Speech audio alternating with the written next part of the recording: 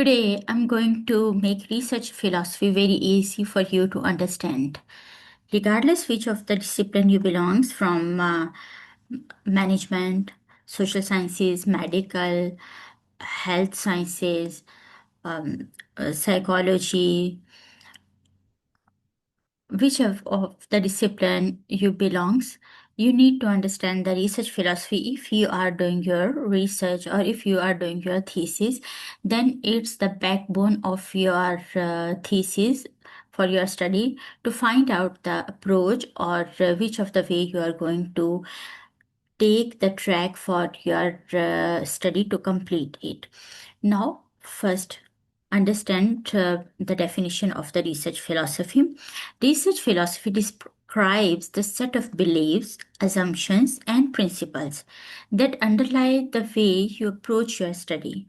Here, you can see we actually highlighted set of beliefs, assumptions, and principles that underlie the way you approach your study.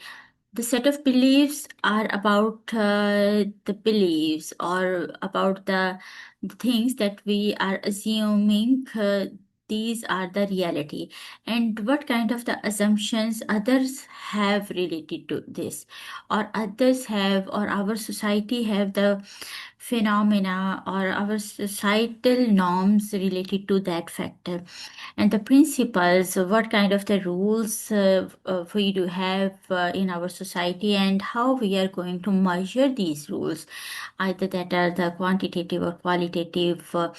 The research philosophy actually gives you the track which of the way you need to go to your study for the purpose to complete it, related to qualitative data, quantitative data, and how you need to choose your data, how you need to define your methodology, research design. Research philosophy actually consists of two elements, ontology and epistemology.